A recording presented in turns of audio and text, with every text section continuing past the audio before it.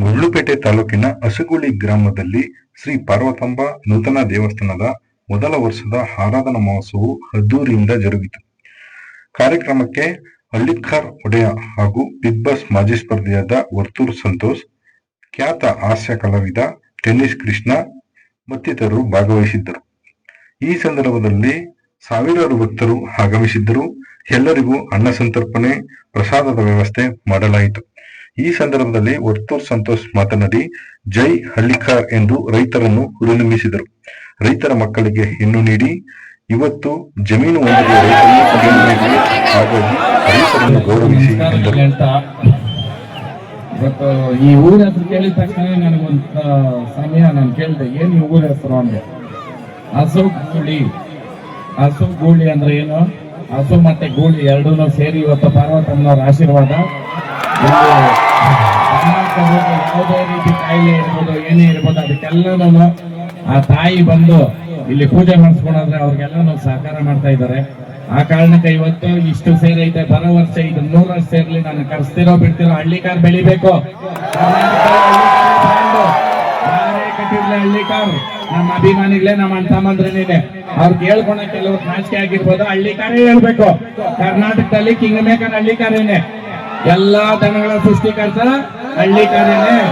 ಅದಾದ್ಮೇಲೆ ಎಲ್ಲ ಇವತ್ತು ರಾಜಕೀಯದವ್ರು ಇರ್ಬೋದು, ಬೇರೆ ಸಂಘ ಸಂಸ್ಥೆಗಳಿರ್ಬೋದು, ರೈತರು ಅಷ್ಟು. ಅದಾದ್ಮೇಲೆ ಎಲ್ಲ ಒಂದು ಗೋಶಾಲೆ ಮಾಡಿ ಅಲ್ಲಲ್ಲ ಎಷ್ಟು ಜನ ಉಳಿತಾವ್ರಪ್ಪ ರೈತರು. ಎತ್ತುಗಳು ಕಟ್ಕೊಂಡು ನೇಗಲ್ನ ಕರೆಕ್ಟ್ ಆಗಿ ಹೇಳ್ಬೇಕು. ಟ್ಯಾಕ್ಟರ್ ಬಂತು, ಟಿಲ್ಲರ್ ಬಂತು, ರೋಟರ್ ಬಂತು, ರೈತಕ್ಕೆ ಮರ್ಯಾದೆ ಬಂದೈತಾ? ಹೌದಾ ಇಲ್ಲ? ಎತ್ ಮರ್ಯಾದೆ ಬಂದೈತಾ? ಇಂಥ ಕಾರ್ಯಕ್ರಮ ಮಾಡೋ ಮುಖಾಂತರ ರೈತರ ಕಟ್ಟಿರ್ತಕ್ಕಂಥ ಎತ್ತಕ ಬೆಲೆ ಬಂದಿರೋದು. ಆ ಕಾರಣಕ್ಕೆ ಯಾವುದೇ ವೃತ್ತಿ ಇರ್ಬೋದು, ನೀವು ಮಾಡೋದ್ರ ಮೇಲೆ ಅದ್ರ ಹೆಸರು. ಹುಟ್ಟತಾನೋ ರೈತರೇ, ಸಾಯೋವರೆಗೂ ರೈತನೇ. ರೈತ ಒಬ್ಬನೇ ಕಿಂಗ್ ಮೇಕರ್. ಎಲ್ಲಾ ಕ್ಷೇತ್ರವನ್ನು ಎಲ್ಲಾ ಕ್ಷೇತ್ರದವ್ರು ಕೈ ಎತ್ತು ಮುಗಿಬೇಕಾಗಿರೋದು ರೈತ ಒಬ್ಬನಿಗೆ. ಆಡಿ ಬೆನ್ಸ್ ಇರ್ಬೋದು. ಇವತ್ತು ನಾನ್ ಬಂದಿರ್ತಕ್ಕಂಥ ಕಾರು ನಮ್ಮ ಸ್ನೇಹಿತರೆ ಮಂಜಣ್ಣವರು ಹಂಚನಹಳ್ಳಿ 1.5 ಕೋಟಿನೇ 2 ಕೋಟಿ ಅನ್ನೋದು ಎಲ್ಲ ಹೇಳೋದು.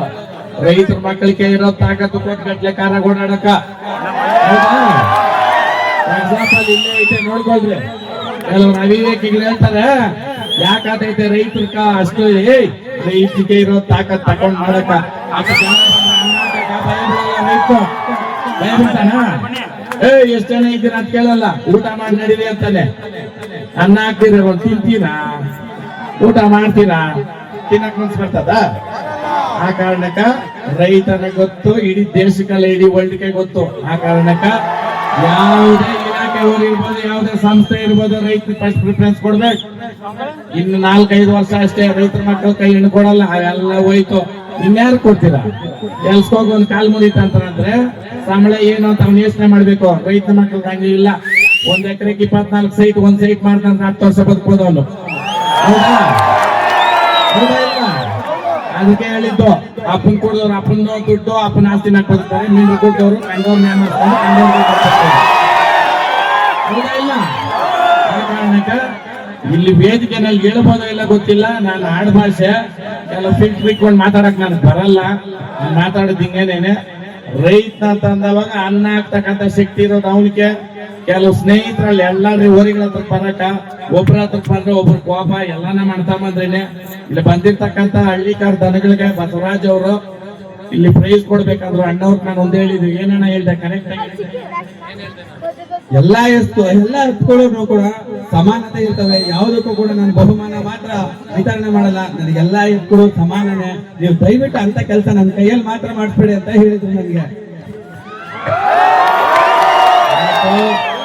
ಕಮಿಟಿಗಳಂತ ಮಾಡಿ, ಆ ಕಮಿಟಿಗಳಲ್ಲಿ ನನಗೆ ಬೇಕಾದವರು, ನನ್ನ ಇಷ್ಟದವರು ಅಂತ ಮಾಡಿರ್ತಕ್ಕಂಥ ನನ್ನ ಮಕ್ಕಳು ಅನ್ಯಾಯ ಆಗೋದ್ರು.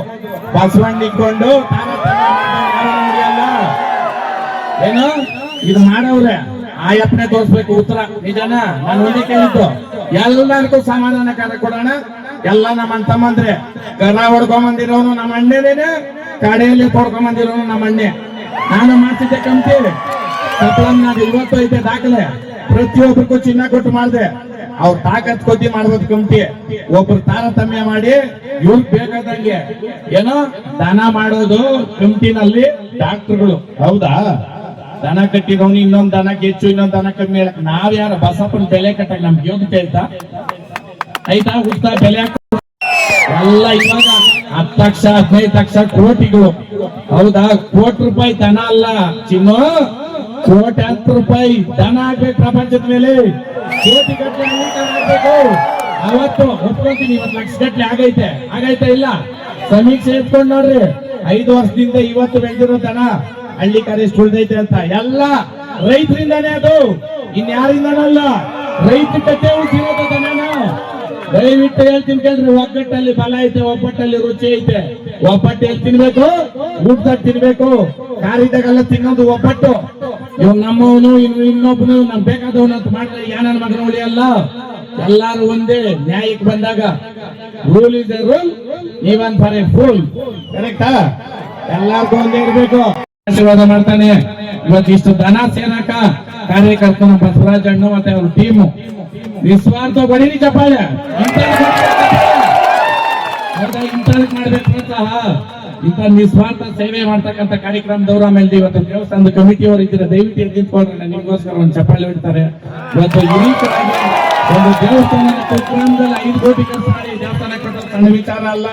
ಇಲ್ಲಿ ಯಾವ್ದು ಕಮರ್ಷಿಯಲ್ ಬಿಲ್ಡಿಂಗ್ ಇಲ್ಲ, ಇಲ್ಲಿ ಯಾವ್ದು ಮಿಂಡ್ರಿ ಕೊಟ್ಟು ದುಡ್ಡು ಬರ್ತಾ ಇಲ್ಲ. ಇಲ್ಲೆಲ್ಲ ದುಡ್ದು ಮಾಡಿರ್ತಕ್ಕಂಥವ್ರು ಇವತ್ತು 5 ಕೋಟಿ ರೂಪಾಯಿ ದೇವಸ್ಥಾನ ನಿಮ್ಮೂರಲ್ಲಿ ಮಾಡವ್ರೆ. ನಿಮ್ ಎಲ್ರಿಗೂ ಬಸವೇಶ್ವರನು ಆಯ್ತು ಆರೋಗ್ಯ ಕೊಟ್ಟು ಕಾಪಾಡ್ಲಿ. ಇದೇ ರೀತಿ ಕಾರ್ಯಕ್ರಮಗಳು ನಡೆಸ್ರಿ.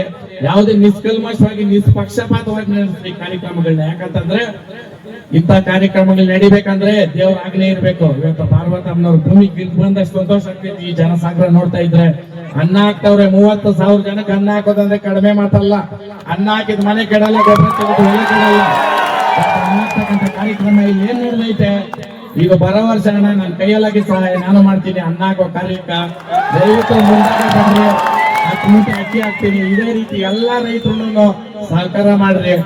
ರೈತನು ಆಡಕ್ ಮಾತ್ರ ಸೀಮಿತ ಅಲ್ಲ, ರೈತನ ಬದುಕು ಸೀಮಿತ. ಹೆಣ್ಣು ಗೊತ್ತಿರೋ ತಂದೆ ತಾಯಿಗಳು ದಯವಿಟ್ಟು ಒಂದ್ಸತಿ ಎಲ್ಲ 10 ಸತಿ ಯೋಚನೆ ಮಾಡಿ ರೈತ ಮಕ್ಕಳು ಕೊಡ್ರಿ ಹೆಣ್ಣುಗಳನ್ನ. ಕೊಲಿಗಳು ಸುಲಿಗೆಗಳು ಮದುವೆಯಾಗಿ 3 ದಿನ ಡೈವರ್ಸ್ಗಳು ಏನಕ್ಕೆ ಬೇಕು? ರೈತರ ಮಕ್ಕಳು ಯಾರನ್ನು ತಂದೆ ತಾಯಿಗಳು ವೃದ್ಧಾಶ್ರಮ ಕಲ್ಸಿಲ್ಲ. ಅಲ್ಲ ಓದಿ ಏನು ಓದೋದು? ಇಂಜಿನಿಯರ್ ಆಗ್ಲಿ ಡಾಕ್ಟರ್ ಆಗ್ಲಿ ಯಾವುದೇ ಬಿಸ್ನೆಸ್ ಆಗ್ಲಿ ಲಾಸ್ಟ್ ಬರೋ ಬಿಸ್ನೆಸ್ ದುಡ್ಡೇ ಬೇಕು. ಹೌದಾ? 10 ವರ್ಷ ಓದು 20 ವರ್ಷ ಓದು ಲಾಸ್ಟ್ ಏನ್ ಕೇಳೋದು? ಎಷ್ಟು ಮಾಡಿ ಸಂಬಳ ಅಂತ ಕೇಳೋದು. ಹೌದಾ? ನೀನ್ ಏನ್ ಓದಿದ್ಯಾ, ಮನೆಯಾಗ ಚೆನ್ನಾಗಿ ಕುತ್ಕೊಂಡಿದ್ಯಾ ಮಲ್ಕೊಂಡಿದ್ಯಾ ಅಂತ ಕೇಳಲ್ಲ. ನಿನ್ ಸಂಪಾದನೆ ಎಷ್ಟೇ ಅಂತ ಕೇಳೋದು. ಹೌದಾ? ಆ ಕಾರಣಕ್ಕ ಫೇಲ್ ಆದ್ರೆ ಏನ್ ಭಯ ಬೀಳ್ಬೇಡ್ರಿ. ನಾನೇನ್ ರ್ಯಾಂಕ್ ಸ್ಟೂಡೆಂಟ್ ಅಲ್ಲ ಹೇಳ್ತಾ ಇರೋದು. ಹಂಗಂತ ಅಂದ್ಬಿಟ್ಟು ಓದ್ತಿರ ಇರ್ಬೇಡ್ರಿ. Education is information, education is not a life. Education ಇಂದ ಕಲಿತಕ್ಕಂಥದ್ದು ಜ್ಞಾನ ಇರ್ಬೇಕು. ಏನಕ್ಕ ಇವತ್ತು ಇವ್ರೊಂದು ಪೇಪರ್ ಕೊಟ್ರು, ಇದನ್ನ ಓದಕ್ಕನ ಬೇಕಾ ಇಲ್ಲ ನನ್ಕ? ಆ ಕಾರಣಕ್ಕ ದಯವಿಟ್ಟು ಇನ್ನ ಒಂದೇ ಒಂದು ಸಣ್ಣದಾಗ ಹೇಳ್ತೀನಿ ಕೇಳ್ರಿ. ಪಾಕಿಸ್ತಾನ ಚೈನಾದವ್ರು ನಮ್ಗೆ ಆಗಲ್ಲ. ಕರೆಕ್ಟಾ? ಅವರಿಂದ ನಾವು ಕೆಟ್ಟಿಲ್ಲ. ಕೆಟ್ರ ಅವ್ರಲ್ಲೇ ಅವ್ರೆ ನಮ್ ಜೊತೆ ಇರ್ತಾರೆ ಕೆಲವು ಏಳು ಮಿಂಡ್ರಿಗಳು.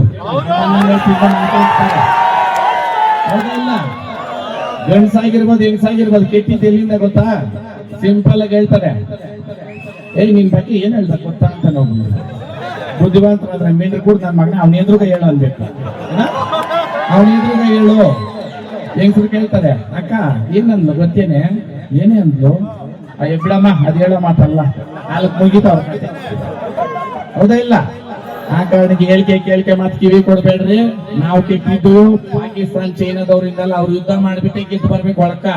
ನಮ್ ಜೊತೆನೇ ಇರ್ತಾರೆ ಎಲಿಮೆಂಟ್ರಿಗಳು ಕೆಲವರು. ಹಳ ತೊಡ್ಕೊಂಡು ಅಂದ್ಬಿಟ್ಟು. ಹೌದಾ? ಇದನ್ನ ಸುಳ್ಳ ಇದು. ನಮ್ಮನ್ನ ತಿಂದು ಹೇಳಿದ್ದೀನಲ್ಲ, ಅದೊಂದು ಹಸುಕ ಎಮ್ಮೆ ಹಾಕ್ತಾರೆ ನೋಡ್ರಿ. ಆ ಕಾರಣಕ್ಕ ಇದೊಂದು ಮಹತ್ ಕಾರ್ಯ ಇಲ್ಲಿ ನಡೆದೈತಿ ಇವತ್ತು ಹಸಗುಳ್ಳಿ ಗ್ರಾಮದಲ್ಲಿ. ದೇವರು ನನ್ನ ಟೀಮ್ ಆಯ್ತಣ್ಣ ಮುಗಿಸ್ತಾ ಇದ್ದೀನಿ. 15 ನಿಮಿಷ ಆಯ್ತಣ್ಣ. ಏನಣ್ಣ ನಿಮ್ಮ ಹೆಸರು? ಓಕೆ, ಮುಗೀತು. ಇಲ್ಲಿ ಕಾರ್ಯಕ್ರಮದಲ್ಲಿ ಎಲ್ಲ ಬಂದಿರೋರಿಗೆ ಎಲ್ರಿಗೂ ಅವಕಾಶ ಬೇಕು. ನನ್ಗಿಷ್ಟು ಸಮಯ ಕೊಟ್ಟು ನಾನು ಮಾತಾಡ್ಸಿರ್ತಕ್ಕಂಥ ಎಲ್ರಿಗೂ ನಮಸ್ಕಾರಗಳನ್ನ ಹೇಳ್ತಾ, ಎಲ್ರಿಗೂ ದೇವ್ರು ಎಷ್ಟು ಒಳ್ಳೇದ್ ಮಾಡ್ಲಿ ಅಂದ್ರೆ ಇನ್ನೊಬ್ರ ಬಗ್ಗೆ ಕೆಟ್ಟದಾಗ್ಲಿ ಕೆಟ್ಟದ್ ಯೋಚನೆ ಮಾಡಿ ಕೂಡ ದೇವ್ರು ಮುನ್ಸ್ಕೊಡ್ಬಾರ್ದು. ಅಷ್ಟು ಒಳ್ಳೇದ್ ಮಾಡ್ಲಿ. ಹಳ್ಳಿಕಾರ್ ಉಳಿಸ್ರಿ, ಹಳ್ಳಿಕಾರ್ ಬಯಸ್ರಿ. ಜೈ ಹಳ್ಳಿಕಾರ್, ಜೈ ಹಳ್ಳಿಕಾರ್. ಏನಾದ್ರು ಮಾತಲ್ಲಿ ವ್ಯತ್ಯಾಸ ಇದೆ ಕ್ಷಮೆ ಇರ್ಲಿ. ಈ ವೇದಿಕೆ ಮೇಲೆ ಸೇರಿರ್ತಕ್ಕಂಥವ್ರು ನಿಮ್ಮ ಅನುಭವ ಬಹಳ ಅಪಾರ. ನಾನು ಸಣ್ಣ ಹುಡುಗನಾಗಿ ನಿಮ್ಮ ಮನೆ ಮಗನಾಗಿ 2 ಮಾತು ನನ್ಗೆ ಗೊತ್ತಿರೋದು ಮಾತಾಡಿದ್ದೀನಿ. ಗುರುವಿನ ಗುಲಾಮನಾಗುವ ತನಕ ಬರಕದಣ್ಣ ಮುಕ್ತಿ ಅಂತ ಗುರುಗಳು ಹೆಂಗಿರ್ಬೇಕಂತಂದ್ರೆ 4 ಜನಕ್ಕ ಆದರ್ಶವಾಗಿರ್ಬೇಕು. ಇವತ್ತು ಗುರುಗಳು ನೀವಾಗಿ ಇವತ್ತು ನಿಮ್ ವಯಸ್ಸು ಎಷ್ಟೋ ಗೊತ್ತಿಲ್ಲ, 4 ಜನಕ್ಕೆ ಮಾದರಿ ಆಗ್ರಿ, ಅನ್ನ ಹಾಕೋ ಕಾರ್ಯ ನಡೆಸ್ರಿ ನಿಮ್ ಕೈಯಲ್ಲಿ ಆಗೋವರೆಗೂ. ಎಲ್ರಿಗೂ ಒಳ್ಳೇದಾಗಲಿ.